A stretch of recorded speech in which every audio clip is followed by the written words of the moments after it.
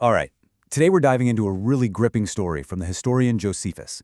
It comes from just a short, powerful passage in his work Of the War.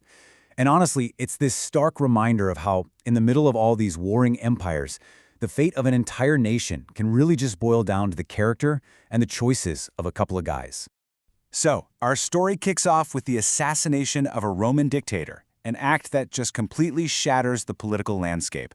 You've got this huge power vacuum that turns friends into enemies and forces every local leader to make a life-or-death bet on who's going to come out on top. With Julius Caesar dead, the Roman Republic is literally tearing itself apart. And you gotta understand, this isn't just some political squabble happening back in Rome. Oh no, this is like a wildfire of civil war, and it's spreading to every single province. Syria is right in its path. So let's look at the timeline. In 44 BCE, Caesar is murdered. Less than a year later, the civil war is absolutely raging. And that's when one of his assassins, a guy named Cassius, shows up in Syria. He's not there to retire, he's there to raise an army and a whole lot of money to fight Caesar's allies. Now, as we all know, armies don't pay for themselves. So to get ready for this massive conflict, Cassius starts squeezing every last coin he can from the territories under his new, and let's be honest, brutal command. This isn't just about taxes. For the cities, it's a test of survival, and for their leaders, it's a test of loyalty. So Cassius turns his gaze to Judea, and he demands just a staggering amount of money. The job of collecting this fortune falls to the local governor, Antipater, and he knows if he fails, the full destructive power of the Roman legions is coming down on his people. No pressure, right? The demand is for 700 talents of silver. Now, to give you some perspective, a talent wasn't a coin, it was a massive unit of weight. 700 of them was a king's ransom. I mean, enough to pay thousands of soldiers for an entire year. This was a crippling, almost impossible amount to come up with.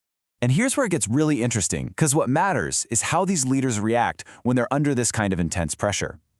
Antipater, who's a pretty shrewd operator, he delegates the task to his sons and other local leaders. This whole crisis is about to reveal not just who's competent, but what their true character is, and that's going to seal their fates.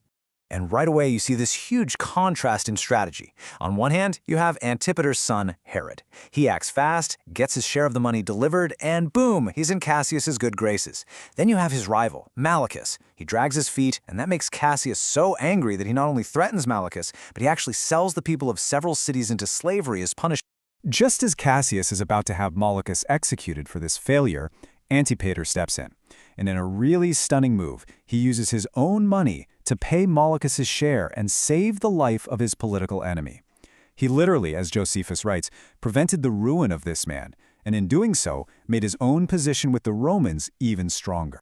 So with the Roman threat kind of dealt with for the moment, the real personalities of these guys start to come out. Look, Antipater's act of mercy was a smart political move, for sure, but it was also a huge risk. And now, we get to see the fallout. Which brings us to the big question, right? In this brutal world of power politics, what actually happens when you show mercy to an enemy? Does it earn you any gratitude, or does it just paint a giant target on your back? Well, Josephus gives us the answer, and it is swift and it is brutal. He says Malichus immediately forgets the kindness Antipater showed him. He repays being saved from execution with a murder plot.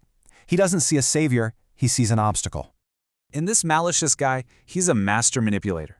When his conspiracy gets found out, he just doubles down. He uses what Josephus calls impudent excuses and oaths to completely fool Antipater's sons into begging their father to spare his life. And you're not going to believe it, but it works.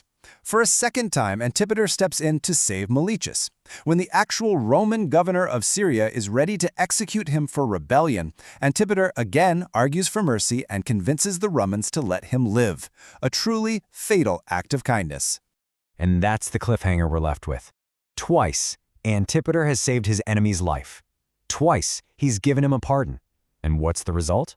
A known traitor is walking free, unpunished, and he owes his life to the very man he is dead set on destroying. So what do you think happens next? As this story shows us, in the high-stakes game of power, sometimes mercy is the most dangerous move you can possibly make.